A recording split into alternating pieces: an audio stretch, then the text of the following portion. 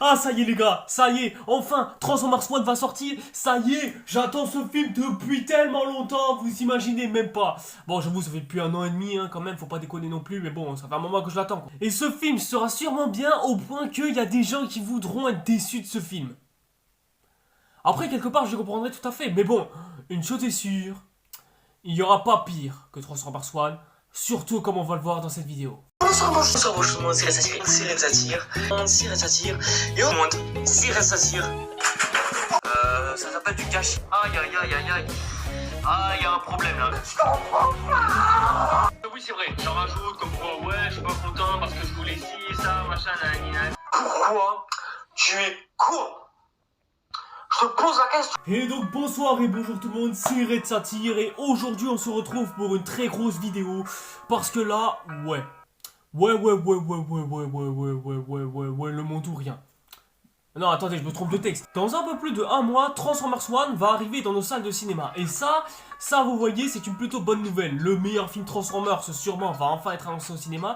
Et des retours positifs commencent déjà à se faire. Et il est déjà sorti aux États-Unis qui plus est. Donc voilà, avec tout ça, tu vas te dire que si ça se trouve, le film va être génial. Les gars, ça c'est le genre de choses qu'il faut imaginer. Je veux dire, il y a plein de trucs sur lesquels Transformers One ne peut pas se louper. Les films Transformers sont à la ramasse en ce moment. Les fans n'en peuvent plus. Franchement, les gars, il n'y a qu'une seule bonne raison de se dire que Transformers One sera excellent. C'est qu'ils peuvent pas faire pire que ce qui a déjà été fait jusqu'à maintenant, justement. Et ça, on va le voir. Mais avant ça, il faut savoir, ce sera quoi Transformers One? Eh bien, c'est simple, ce sera l'histoire des origines du conflit entre Autobots et Decepticons, à savoir que l'on sera sur Cybertron bien avant sa fameuse guerre, dans laquelle nous allons suivre les aventures de Orion Pax et D16, suivis de Bumblebee et Elita One, enfin... P127 à cette époque-là pour Bumblebee, avant qu'il s'appelle Bumblebee, et Elita One, bon, qui sera juste Elita One et qui est en gros une personnage secondaire doublé par Scarlett Johansson évidemment. On va suivre les aventures et l'histoire de ce dernier au beau milieu d'un Cybertron totalement catastrophique qui vit sous une politique presque oppressive, dans lequel nos héros vont devoir se rebeller pour pouvoir niquer le système, car ils auront le feu, ils auront semé la haine qu'on les brûle, qu'on les pende ou qu'on les jette dans la Seine. Bon, c'est qui paume mes textes et qui coupe du rap à la place, putain. Et dit comme ça, bon, ça a l'air pas si ouf que ça au final. Mais bon, justement, disons que pour faire simple, ça raconte les origines de la guerre de Cybertron. Or, par le passé, Media Transformers a essayé de faire la même chose, mais comme on va le voir dans cette vidéo, c'est complètement vautré. Disons que cette vidéo, c'est absolument tout ce que Transformers One ne devra pas faire le jour où le film sortira. Enfin... les erreurs qu'on croit qu'ils ont fait au travers de la caméra, mais qu'on espère n'a pas fait. En tout cas, c'est tout ce qu'on croit. Car oui, les origines de la guerre de Cybertron, c'est un mythe dans notre univers Transformers. À savoir une histoire qui a fait commencer toute l'histoire de Transformers telle qu'on la connaît aujourd'hui et qui s'est répétée en l'espace de plus de 40 ans. Disons que c'est réellement quelque chose de sacré dans notre sein de la communauté Transformers et que l'on vénère encore aujourd'hui, au point que certains jeux vidéo en ont entièrement consacré des arcs et que des comics, eux, en dédient littéralement des histoires entières qui durent des pages et des pages. Il y a même un film d'animation qui en a littéralement dédié tout un conflit, même s'il est canon avec le dessin animé d'origine sorti dans les années 80. Donc du coup, il parle pas vraiment du conflit Autobots et Decepticons, mais plus de l'incrustation du micro au milieu de toute cette histoire. Mais bon, le film c'est un autre bordel et on en parlera peut-être un jour. Mais non, le média qui a foiré toute l'histoire de la guerre de Cybertron, tout autour des Transformers, c'est Transformers War for Cybertron. Quoi? Non mais t'es sérieux mec? Non, t'abuses. Transformers War for Cybertron, c'est l'un des meilleurs jeux Transformers qui ait jamais existé, et si c'était peut-être le meilleur jeu qui ait jamais existé. Je peux pas croire que ce jeu ait caché presque la licence, hein, c'est pas possible. Alors non, je ne parlais pas du tout des jeux vidéo Transformers War for Cybertron, parce que Netflix ont fait une série Transformers War for Cybertron. La guerre pour Cybertron en français, mais comme on a la flemme de traduire en français, on va la traduire en VO, soit en anglais, je pense que ça ira beaucoup plus vite. Hein. Ah, ils en ont fait une série. Bon, après je l'ai pas vu, mais c'est quoi l'histoire, disons? Disons que cette série Transformers, c'est un petit peu à l'image d'Agatha qui sort cette semaine. C'est une série qui a été tellement quelconque dans son marketing que quand c'est sorti, tout le monde en avait strictement rien à foutre. À part les fans hardcore et ardus de Marvel, évidemment. Personne en a rien à foutre. Transformers War for Cybertron pour Netflix, c'est exactement pareil. La série est sortie, ça y a pas de souci à se faire là-dessus.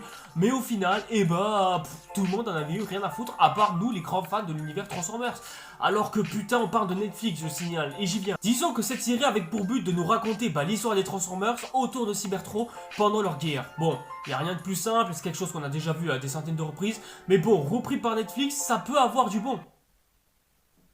Parce que ouais les gars, est-ce que je vous ai déjà dit à quel point je souiller Netflix à chacune de mes vidéos? Oui, si, je suis sûr que j'ai déjà dû vous en parler, mais je sais pas du tout combien de fois, sûrement jamais de ma vie en tout cas, mais voilà, je préférais vous avertir avant ça. J'ai déjà consacré 3 vidéos à 3 saisons respectives, sachant qu'il y a 3 saisons de 6 épisodes chacun, hein. Si vous voulez, vous pouvez totalement aller les voir, c'est gratuit, c'est dispo sur Netflix, puisque c'est une exclusivité Netflix, et surtout ça ira très vite vu que les épisodes durent que 25 minutes à 20 minutes à peu près, donc franchement allez-y, faites-vous un marathon vite fait, vous aurez fini en même pas un week-end pour dire. Mais disons que justement pour faire un bref résumé rapide de ces 3 saisons, et j'ai trouvé la première sympa pour ce qu'elle proposait, la deuxième bon un peu mitigée, et la troisième tout simplement catastrophique et à jeter à la poubelle aux oubliettes.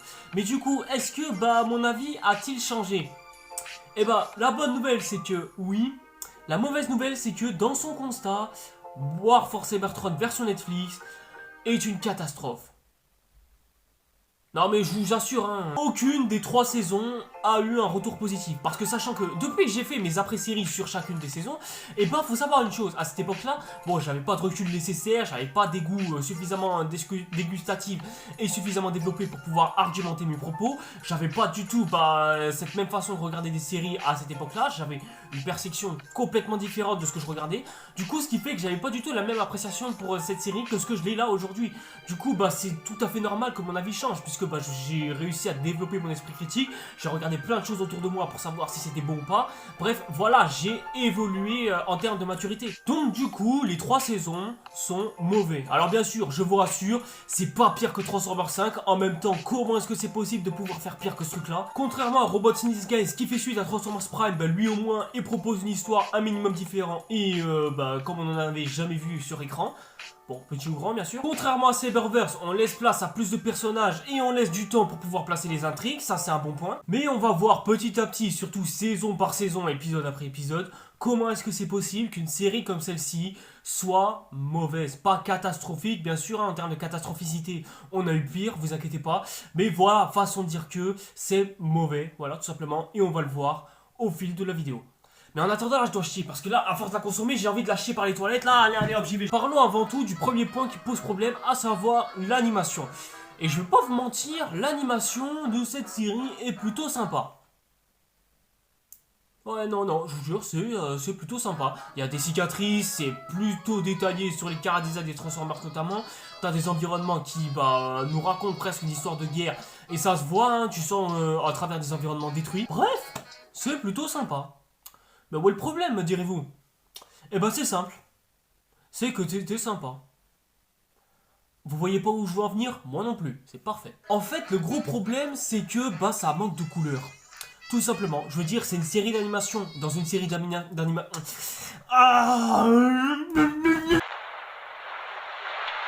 Dans une série d'animation, t'es censé avoir un peu de couleur, un peu de paillettes, enfin bref, je demande pas non plus à faire du Magical Girl, hein, vous m'avez compris. Ce que j'essaie de vous dire, c'est que quand t'es censé avoir une animation, t'es censé au moins un minimum avoir un petit peu de décor dans ton environnement, à savoir quelque chose qui puisse ressortir, qui puisse donner un petit peu vie à l'univers que tu crées. Là, la vie, je la sens pas. Je sens pas de vie, je sens pas d'histoire. J'ai juste l'impression que c'est sombre juste pour être sombre et que ça a été détruit juste parce que ça a été détruit et parce que c'est la guerre. Bref, on te montre en permanence que c'est sombre et souvent, certaines des scènes se passent soit dans l'ombre, un petit peu cachées. Bref, c'est pas ouf, hein. Et puis quand il y a une couleur qui sort dans de beaux environnements, tu peux te dire au bout d'un moment, ah, là c'est bien, là c'est ouf. Et tout ça pour qu'au final, on retourne exactement sur les mêmes travers, hein, d'autant plus qu'il y a ces décors un petit peu saturés en fond, qui donnent l'impression d'avoir affaire à la série Transformers Prime. Sauf que c'est néanmoins bien, surtout pour une série qui est déjà sortie 10 ans avant cette série. Surtout que Transformers Prime, lui, à certains moments, comparé à lui, il y avait un minimum de couleurs. Par exemple, je trouve pas que certains environnements sont plutôt beaux, hein, et ça peut plus ou moins se comprendre. Mais néanmoins, tu sentais que dans certains environnements, il y avait certains décors qui te donnaient l'impression qu'ils étaient plus que dans de simples décors. Par exemple, dans un désert, t'as vraiment l'impression d'être au beau milieu du désert et qu'il fait un minimum chaud. Ou alors dans une forêt, t'as vraiment l'impression que c'est une forêt, quoi. Tout simplement, t'as cette impression et c'est pas mal non plus. Alors que là, dans cette série, je ressens même pas les couleurs. Je ressens pas que ce monde est vie.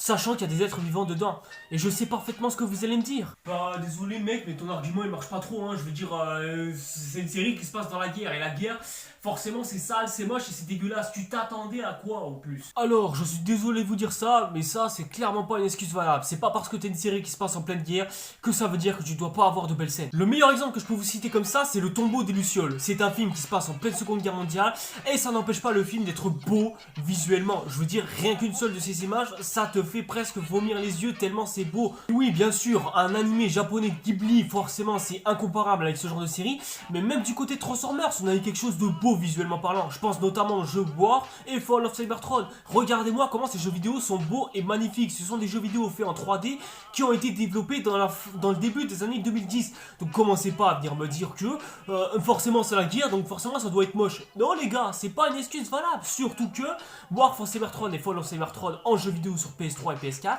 étaient magnifiques et beaux visuellement, et d'ailleurs le son toujours aujourd'hui, rien qu'aux images que je suis en train de vous montrer là. Donc là, c'est pas une excuse recevable encore une fois. C'est pas parce que tu fais une série sur la guerre que ça doit forcément être sombre et maussade, au contraire même. Si c'est juste pour être sombre et maussade, pour montrer que c'est la guerre, ah désolé, ta série sera juste fade au possible et sera juste un prétexte pour être fade, c'est tout. Et c'est encore moins excusable quand tu sais que Transformers Animated existe, car oui, même si cet animé possède bon une animation presque à la Cartoon Network et qui pourrait faire enfantile au premier abord, surtout quand tu vois certaines scènes, et bah ça n'empêche pas cette série d'aborder des thèmes matures, d'avoir de la politique et surtout de pas prendre ses spectateurs pour des gros cons. Donc encore une fois, c'est encore moins recevable. Et c'est surtout au niveau des chara design qu'il y a quelque chose qui va pas. À savoir que bon, ils ont repris les chara design de l'ancienne génération. Ça, il n'y a aucun souci là-dessus. Je veux dire, pourquoi pas reprendre les chara design des anciennes générations, hein, juste histoire de, bon, rendre les gens nostalgiques ou quoi que ce soit, ou je sais pas quoi. Pourquoi pas? J'aurais juste aimé qu'ils puissent, bon, prendre des chara design originaux pour une fois. Mais bon, allez, pourquoi pas, je vais pas être de mauvaise foi. Le seul gros souci, c'est que les chara design sont calqués sur les chara design des jouets. C'est-à-dire, ils ont pris les jouets comme base et ils les ont juste exportés sur leur série. Bon, sur le papier, dit comme ça a l'air d'être une bonne idée. Mais non, alors là, pas du tout. C'est l'une des pires idées qui soit. Le gros problème, c'est que à force d'être trop fidèle aux jouets que tu veux adapter à l'écran, et tu finis par les rendre quasiment irréels. Et même pire que ça, tu les exposes en faisant en sorte à ce qu'ils puissent ne pas réaliser certaines actions en particulier. Je veux dire, faire une acrobatie de manière stylée, ou alors faire ses articulations ou ses techniques de yoga préférées. Bref, le gars est limité par ses propres articulations en jouet. C'est pas pour rien par exemple que dans Transformers Prime, les Transformers ne ressemblent clairement pas aux jouets qu'on les connaît de base. C'est juste parce que les gars ils ont essayé de littéralement s'affranchir de ce genre de limites pour pouvoir proposer leur propre truc et pouvoir exposer les Transformers à la façon dont ils le voulaient eux. Et résultat, on a eu une plutôt bonne série avec des personnages qui savent se mouvoir à l'écran, qui savent aussi interagir avec l'écran sans que l'on puisse se dire mec t'as l'air limité techniquement, t'es sûr que ça va? D'autant plus qu'ils sont axés aussi à certains de leurs plis, par exemple pour pouvoir s'accroupir à genoux, pour pouvoir plier leurs pieds, etc., etc. Bon bref, je vais vraiment dans le détail, mais façon de dire que transposer un jouet dans le film Transformers, enfin dans un film ou une série Transformers de manière générale, est une idée tout simplement pourrie. Je veux dire, regardez à quel point ce Optimus là, voilà, merci de sortir ta tête, est complètement limité techniquement parlant. Je veux dire, regardez-moi la taille de ses brassards et il a pas de plis sur ses jambes. Miskin, il a des jambes que comme ça. Vous imaginez si on adaptait ça en série télé ou en film ou quoi que ce soit? Non mais genre, fidèlement parlant, hein.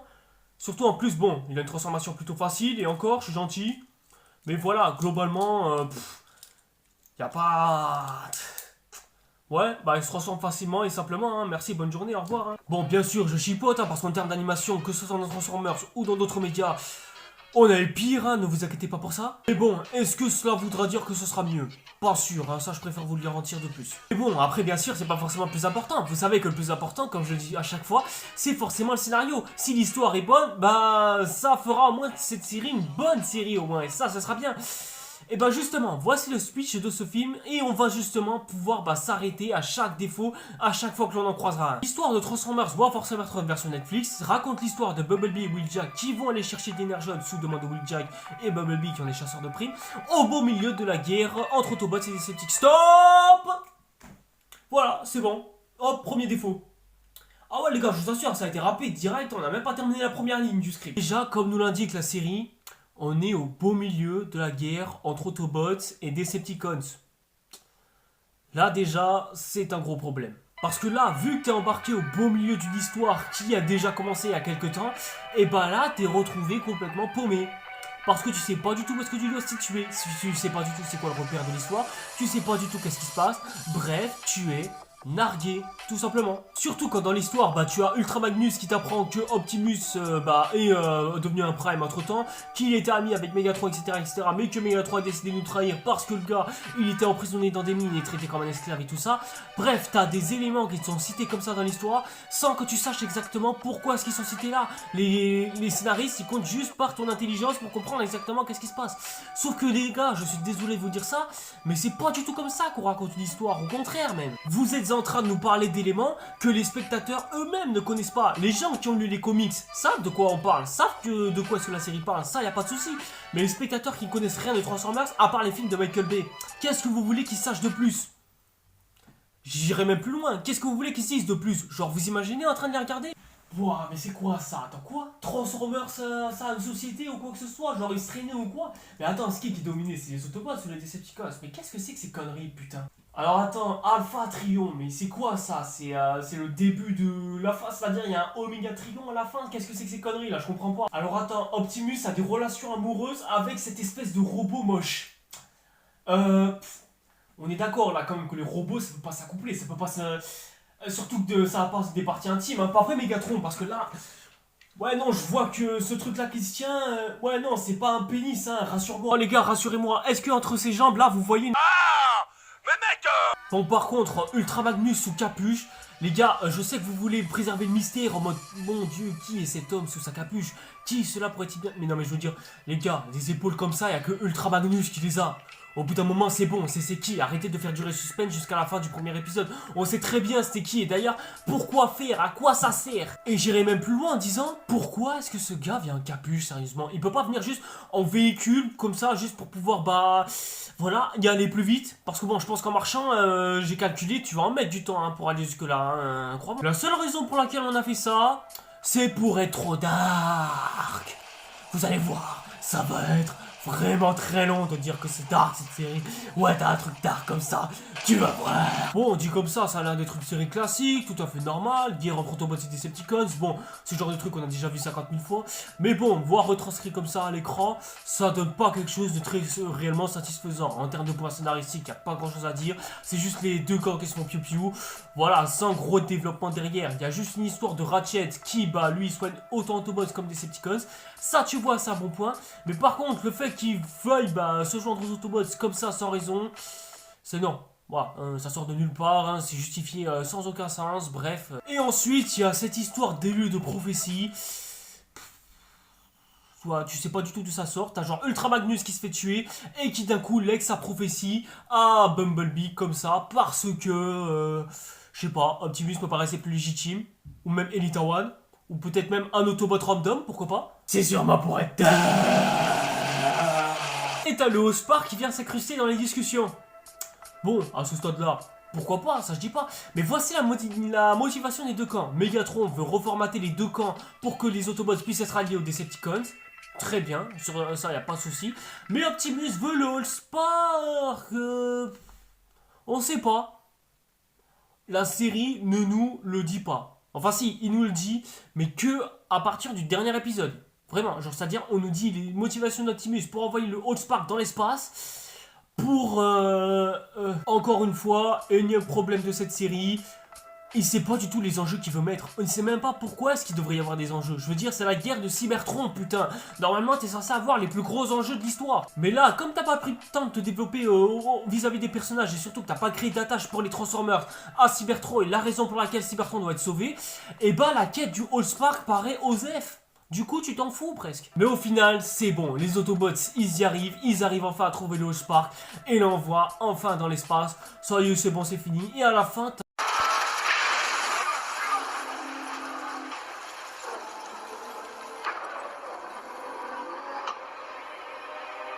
t'as Oméga Suprême qui vient et qui fait des monologues parce que...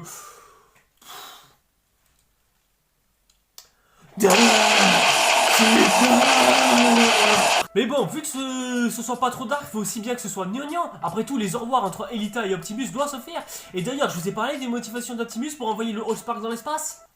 Eh bien, c'est simple. En fait, il a voulu envoyer ça dans l'espace pour empêcher Megatron de s'emparer du Allspark. Mais du coup, en faisant ça, il tue Cybertron.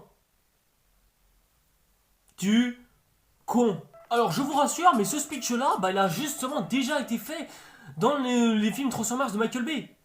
Version jeu sur Nintendo DS, bien sûr, hein, je dis pas. Mais dans le lore de ce jeu-là, on nous expliquait justement que le Allspark avait été envoyé par Bumblebee de Tyler Pax, leur ville de Cybertron, dans l'espace, afin que Megatron puisse ne pas s'en emparer, même jamais s'en emparer, tout simplement parce que Cybertron était une planète qui était déjà mourante. Donc ils savaient que quoi qu'il arrive, qu'ils envoient le Allspark dans l'espace ou pas, bah Cybertron se mourrait dans tous les cas à cause de cette guerre qui a duré trop longtemps. Mais là, dans cette série, qu'est-ce qui justifie le fait de renvoyer le Allspark dans l'espace ? Bah ouais, exactement, absolument rien. Du coup, bah t'as tué la planète Cybertron pour rien, petit bus. Donc ça c'est con. Mais encore ça, on y vient dans la saison 2 justement. Aussi, meuf, je crois que t'es complètement conne, mais tu sais très bien que Cybertron va mourir. Tu l'as dit toi-même en première. Donc pourquoi est-ce que tu suis pas les autres, sachant que tu sais très bien que la planète Cybertron, dans tous les cas, va se mourir. C'est débile et complètement con. Surtout en plus, Optimus, il envoie le Allspark dans l'espace, tout ça pour ensuite le faire revenir sur Terre. C'est complètement con, putain, mais comment c'est possible d'être aussi con? Bref, dès la première saison, tu sens que là déjà, les gars, ils ont pas vraiment compris exactement ce qu'ils voulaient faire. Est-ce qu'ils voulaient faire une histoire Bresson, avec une histoire un petit peu d'amour et de love, juste histoire de montrer leur maturité, raconter l'histoire de la guerre, de population, de peuple, bref, je sais pas du tout ce qu'ils voulaient raconter, t'as l'impression presque qu'il s'est déjà perdu dès la première saison dans ce qu'ils voulaient raconter. Et ça déjà, rien que dans les premiers épisodes, c'est vraiment pas bon. Et on va voir que ça va lui porter préjudice dans les prochains épisodes. Parce que comme si c'était pas déjà le problème dans cette première saison, et bah le bordel arrive cette fois-ci dans la saison 2, à savoir qu'on y introduit les quintessons.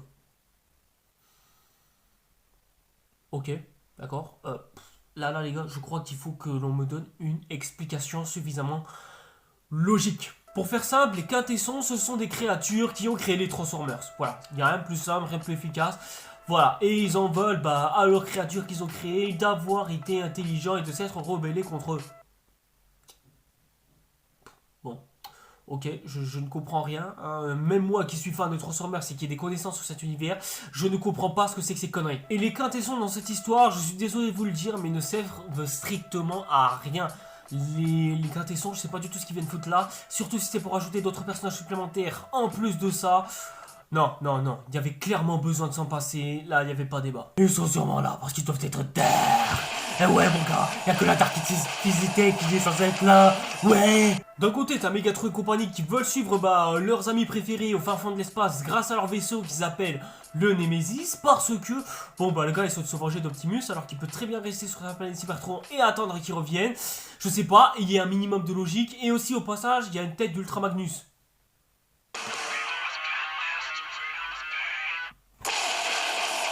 Et cela entraînant l'énergie d'absolument tous les Transformers qui se trouvent aux alentours. Ouais, même Elita One et les dernières troupes qui restaient. Voilà, au cas où il oublierait personne, t'as vu. Et entre temps, pendant le voyage, t'as aussi Starscream qui commence à faire des siens. Parce que...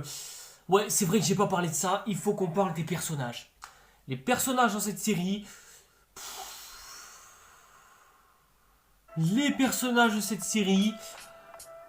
sont stéréotypés, c'est-à-dire je leur donne un trait de caractère et de personnalité, c'est bon, là ça y est, tu sais exactement à quoi t'attendre avec eux. Elita One est désespérée de son monde et un petit peu amoureuse d'Optimus, ce sera sa seule personnalité. Optimus commence à avoir des regrets au travers de son monde, du coup c'est bon, tu l'as déjà développé, ça y est. Ultra Magnus est sage et généreux, il va jusqu'à demander des négociations avec les autres, mais comme on est dans un monde mature et...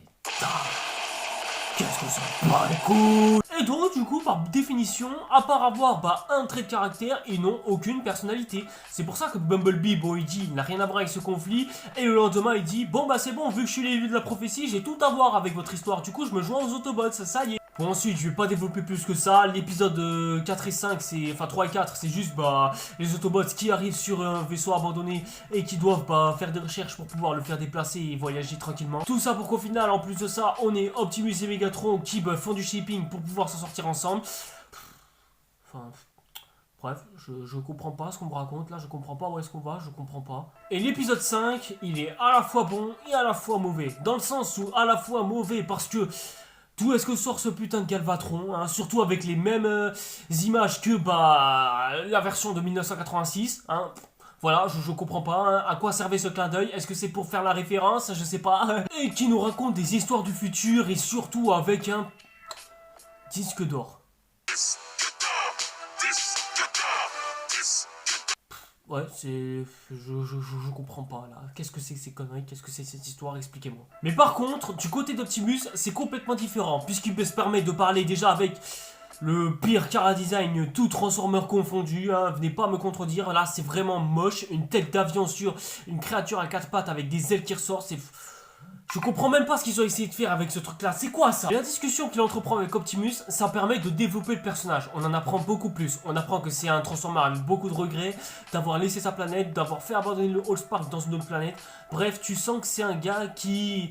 Ouais, qui a de la profondeur de personnage, ce que je voulais depuis le début, putain, pourquoi est-ce que vous attendez que maintenant pour pouvoir le faire? Tu sens que c'est un personnage tiraillé entre le passé et le futur, qui sait pas du tout ce qu'il souhaiterait faire, et qu'il est trop... il est tellement tiraillé autour de ces deux perpétuités du temps, qu'il finit par se perdre lui-même à force et oublie ses vraies responsabilités de Prime. Ça, c'est un bel épisode, ça, c'est quelque chose que je peux largement accepter. Merci les mecs. Mais bon, comme les scénaristes se sont rendus compte qu'ils étaient sur le point de faire quelque chose de bien, et au final, ils retournent dans leur sens à travers, à savoir, bon, les scènes de bataille un petit peu chaotiques, dont il se passe pas grand chose à part des piou-piou, et Optimus et Megatron qui se font la morale entre eux parce que, bon, la série n'a que ça à raconter de toute façon, tellement elle est stéréotypée. Et puis ensuite, les Catétions qui arrivent pour encore plus foutre du bordel, et au final, bon, ça se crache sur la planète Terre, là où a atterri le Allspark, et...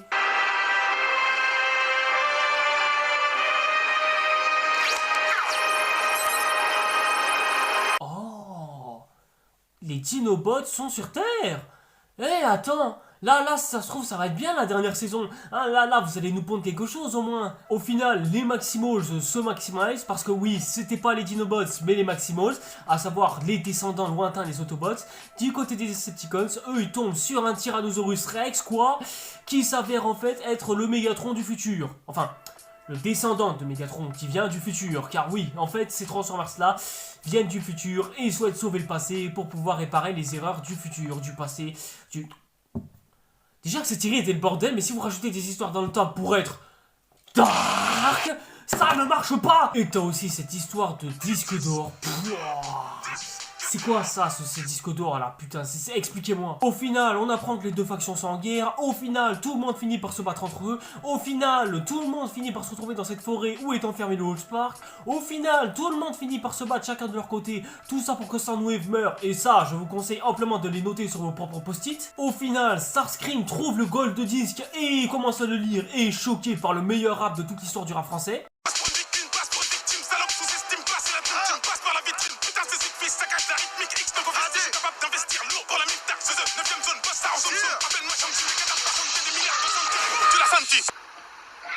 C'est le meilleur morceau de l'histoire du rap français. Au final, Optimus et Megatron se croisent une toute dernière fois pour pouvoir aller chercher le Allspark par je ne sais quel autre tour de passe-passe. Et au final, on se retrouve dans une bataille finale au beau milieu d'un volcan, sûrement pour le style et pour montrer la partie future. Ensuite, il y a le vaisseau spatial qui se transforme en robot, on ne sait pas pourquoi, qui décide de détruire le Nemesis. Et après ça... t'as Irizor qui embrasse l'autre meuf alors que les meufs, je rappelle, avant cette bataille finale, ne se sont jamais croisées, n'ont jamais échangé. Mais bon, j'ai déjà parlé de cette scène en détail dans cette vidéo, donc allez la voir si vous voulez. Ah, et au final, Soundwave est vivant. Ah, tout le monde s'en branle aussi, ok, ça marche. Bon, du coup, voilà, c'est bon, tout le monde rendra Cybertron. Merci d'être passé et bonne journée.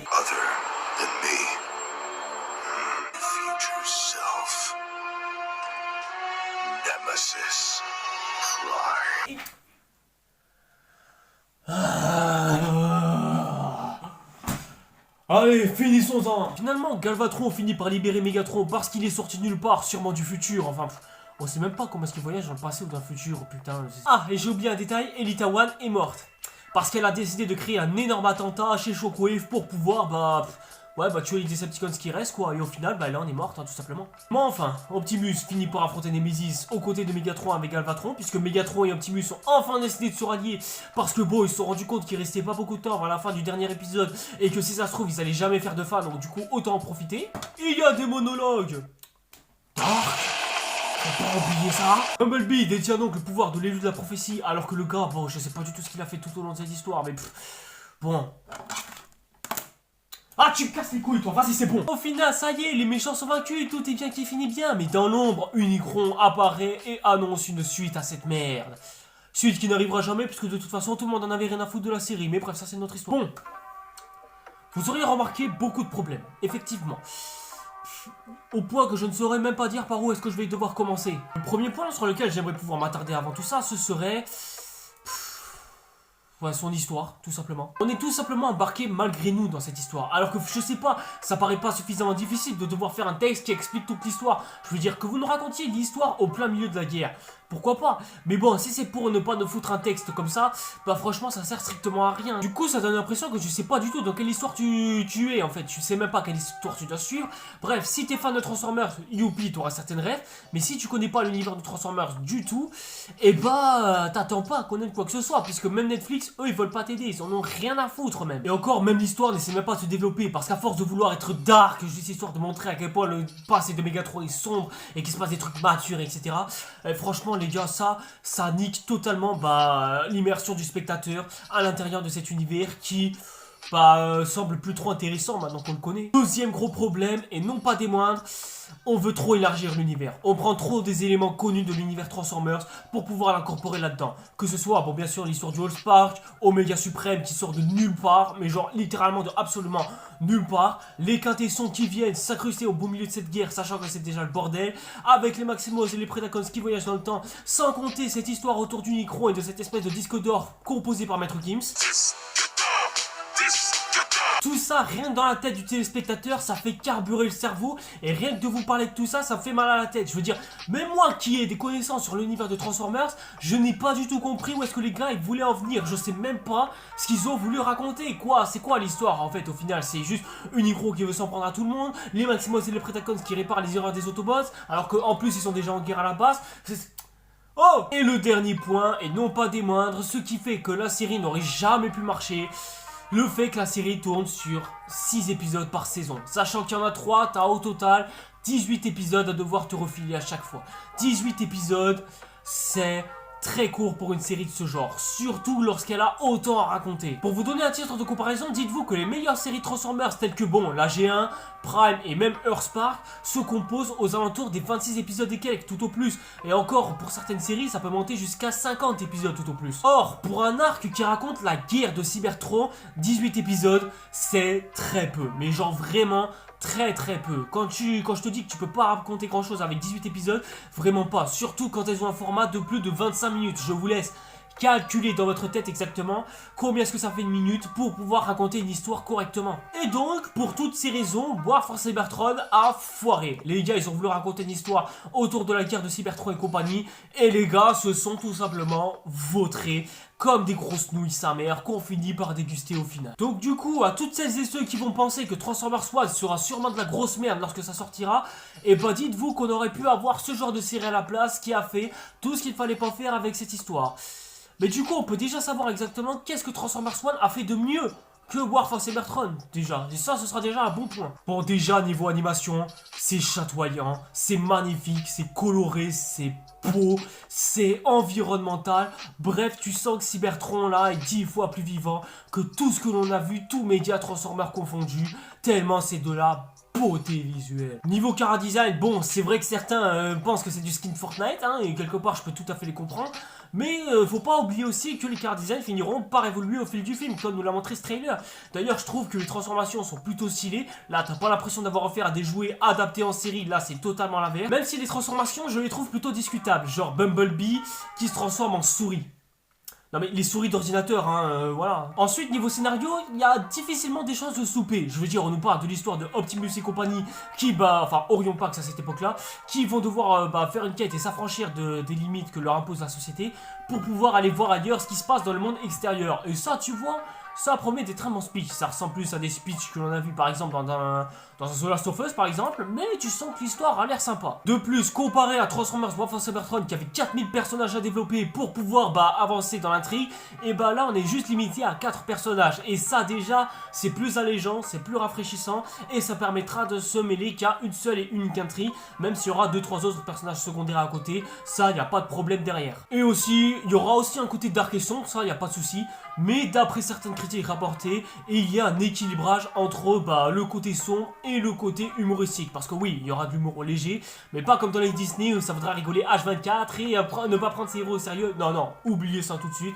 Mais bon, ça c'est ce que rapportent les critiques, donc je sais pas du tout ce que je vais vous dire en après-séance, mais bon, on verra bien. La seule chose qui est sûre, c'est que sur certains points, et sur même pratiquement tous les points, Transformers One est déjà hypérieur à War for Cybertron. Côté War for Cybertron, bon, il est obligé d'être fétichiste de ses pieds pour pouvoir suffisamment les lécher pour lui imposer son respect. Une chose est sûre, quand le film sortira, comptez absolument sur moi pour pouvoir vous en faire une review et une après-séance épique. Vous allez sûrement surkiffer, ça y a aucun souci là-dessus. Et vous inquiétez pas, pour moi j'y crois, ce film est absolument, je l'attends comme jamais et j'espère être satisfait parce que bon, difficile d'avoir à être déçu, hein. J'espère en tout cas que je ne le serai pas, même si bon, il y a des chances que ça arrive, mais croyez-moi, ils peuvent pas être plus décevants que ce que l'on vient de voir tout à l'heure, c'est pas possible. Parce que si c'est le cas, merde.